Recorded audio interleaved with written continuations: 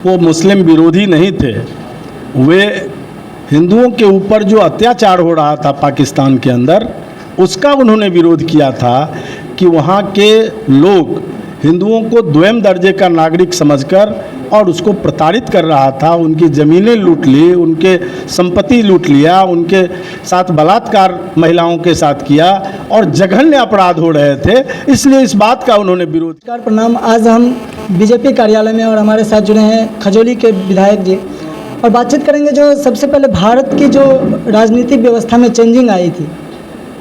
Doctor Shyama Prasad Mukherjee का आज बलिदान दिवस है। इनका बलिदान से बहुत गाथाएं आप लोग सुने भी होंगे और तरह तरह की पार्टियां बनी, तरह तरह के बात विवाद होते रहे। देश में बहुत सारी ऐसी पार्टियां आई। आज बीजेपी के जो संस्थापक रहे डॉक्टर श्यामा प्रसाद मुखर्जी, उनके बारे में कुछ बातचीत करेंगे। सबसे पहले विधायक जी आपका स्वागत है। धन्यवाद। आज डॉक्टर श्यामा प्रसाद मुखर्जी का बलिदान दिवस, उनकी पुण्यतिथि है और ये बलिदान दिवस पूरा देश इसलिए मनाता है कि भारत के अंदर जो कई विसंगतियां रह गई थी आज़ादी के बाद, हिंदुओं के साथ जो पाकिस्तान के अंदर दुर्व्यवहार हो रहे थे और उसको लेकर नेहरू जी के मंत्रिमंडल में कोई मंत्री अगर आवाज़ उठाने वाला था तो उनका नाम डॉक्टर श्यामा प्रसाद मुखर्जी था। और उसी विषय को लेकर उस मंत्रिमंडल से त्याग पत्र देकर जिन्होंने भारतीय जनसंघ की स्थापना की, ऐसे महापुरुष डॉक्टर श्यामा प्रसाद मुखर्जी हैं।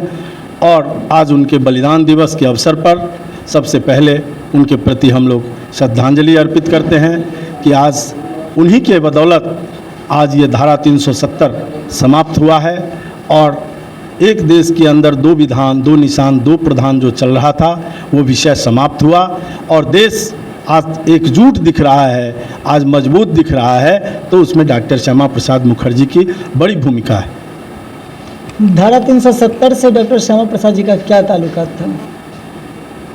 1953 में भारतीय जनसंघ के अध्यक्ष होने के नाते उन्होंने निर्णय लिया कि जम्मू कश्मीर जाने के लिए जो भारतीय को परमिट की आवश्यकता होती थी, हम बगैर परमिट के कश्मीर जाएंगे और उसके लिए उन्होंने आंदोलन प्रारंभ किया। जम्मू कश्मीर के अंदर आंदोलन प्रारंभ कराया और उस आंदोलन का नेतृत्व करते हुए वो बगैर परमिट के कश्मीर गए कि इस देश के अंदर जो दो विधान, दो निशान, दो प्रधान है उसको समाप्त करना होगा। और शेख अब्दुल्ला की सरकार को उन्होंने चुनौती दी और बगैर परमिट के कश्मीर गए। उसके कारण उनको गिरफ्तार करके जेल के अंदर डाल दिया गया और जेल के अंदर ही रहस्यमयी ढंग से उनकी हत्या हुई।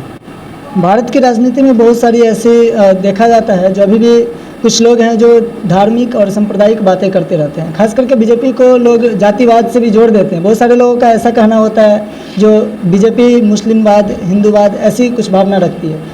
तो ऐसा तो इनका सोच नहीं था, फिर भी इस पर क्या कहेंगे आप? वो मुस्लिम विरोधी नहीं थे। वे हिंदुओं के ऊपर जो अत्याचार हो रहा था पाकिस्तान के अंदर, उसका उन्होंने विरोध किया था कि वहाँ के लोग हिंदुओं को द्वितीय दर्जे का नागरिक समझकर और उसको प्रताड़ित कर रहा था। उनकी ज़मीनें लूट ली, उनके संपत्ति लूट लिया, उनके साथ बलात्कार महिलाओं के साथ किया और जघन्य अपराध हो रहे थे। इसलिए इस बात का उन्होंने विरोध किया। वो किसी मुसलमान का विरोध नहीं कर रहे थे, वो केवल हिंदुओं के संरक्षण की बात कर रहे थे क्योंकि हिंदू प्रताड़ित हो रहा था। मुसलमान तो भारत में सुरक्षित था और आज आप देख लीजिए कि मुसलमान की आबादी कितनी थी आज़ादी के बाद और आज कितना है। और पाकिस्तान के अंदर हिंदुओं की आबादी जो 23% के आसपास था, आज 3% भी नहीं बचा है। वो जो स्थिति पैदा हुई है, ये महत्वपूर्ण विषय था जिसको लेकर वो आवाज़ उठाते थे। विधायक जी, थोड़ा विषयांतर में हम बात करेंगे। बस एक मुद्दा, जो आप भी विधायक हैं और कहीं ना कहीं आपका बात संसद तक पहुँचता है, संसदीय क्षेत्र तक पहुँच सकता है और संविधान तक भी पहुँच सकता है। एक हिरण को मारने पे सज़ा हो जाती है। जहाँ तक की बात करेंगे पशु की, तो एक गाय को मारने पे इस तरीके का अभी जो गौ हत्या की बात चलती है। देखिए, कहीं ना कहीं हम लोग भारत की जो राजनीतिक परिपक्वता है या फिर साहित्यिक परिपक्वता है, हर कुछ को देखते हैं, धार्मिक परिपक्वता को भी ध्यान में रखते हैं। तो गाय तो अगर कहीं ना कहीं देखें तो हम लोग का देवी है, हम लोग उनकी पूजा करते हैं। तो इस पर क्या विचार रहेगा आपका और आप कैसा संदेश देना चाहेंगे? देखिए, गाय हमारी माता के समान ही केवल नहीं है, और वो इसलिए भी हमारी माता है क्योंकि आर्थिक संवर्धन का सबसे बड़ा अगर स्रोत कोई है तो वो गाय है, जो मनुष्य को समृद्धशाली बना सकता है, जिसका गोबर से लेकर और दूध तक सब अमृत है। ऐसा अगर कोई पशु में कोई जीव है तो वो गाय है। इसलिए गौ हत्या पर प्रतिबंध रहना ही चाहिए, और कई प्रांतों में बिल्कुल प्रतिबंधित है, लेकिन कई एक प्रांत अभी भी देश के अंदर है जहां अभी पूरी तरह से इस पर प्रतिबंध नहीं लगा है, वहां भी इसको धीरे धीरे प्रतिबंध लगाया जाना चाहिए। कर लिया हमने गाय की गौ हत्या की चर्चा इसलिए की क्योंकि भारतीय जनता पार्टी की जहाँ तक की बात आती है, और हम जैसा कि अभी सुने थे, जो भारत के अंदर एक धार्मिक कल्चर को, धार्मिक व्यवस्था को बनाने में भारतीय जनता पार्टी का बहुत अहम रोल भी रहा है। जैसे आप लोग तरह तरह के देखते भी रहते हैं, और ये मीडिया का बात नहीं है, हम लोगों के सब जन जन की बात है जो हम लोग जानते हैं। तो गौ हत्या की बातचीत हमारे देश में एक बहुत बड़ा मुद्दा रहता है, इसलिए इनसे बातचीत हुई। और जहाँ तक की बात है डॉक्टर श्याम प्रसाद मुखर्जी का, तो इनकी बलिदान दिवस हम लोगों के लिए कहीं ना कहीं एक बहुत बड़ा क्षति भी है, और हम लोग के लिए बहुत बड़ा सीख भी है। हम लोग किस तरीके से अपने भारत में ही बटे हुए थे, तो इसको ध्यान रखते हुए आज विधायक जी से बातचीत हुआ। बस आगामी जो चुनाव होने वाला है, लोकसभा का ये चुनाव बीता है, विधानसभा का चुनाव आने वाला है, और विधायक जी का क्या पहल रहता है, इस पर भी कुछ बातचीत कर लेना उचित ही रहेगा। क्योंकि अगर भारतीय होने के नाते अगर कोई देश के प्रति सोचता है तो उनका क्या समर्पण रहता है, क्या कार्य रहता है, इस पर भी बातचीत करना उचित रहेगा। तो विधायक जी, अब तो बहुत सारी बातें हुई, अब आपका विधानसभा का चुनाव होने वाला है, इस पर आपका क्या मत है? देखिए, लोकतंत्र में जो संसदीय लोकतंत्र हमारे देश के अंदर है वो संघात्मक है, और संघात्मक होने के कारण एक केंद्र के अंदर सरकार होती है और एक राज्यों के अंदर सरकार है। तो केंद्र के सरकार का चुनाव संपन्न हुआ, अब कई राज्यों का पहले हो गया, कई राज्यों का बाद में है।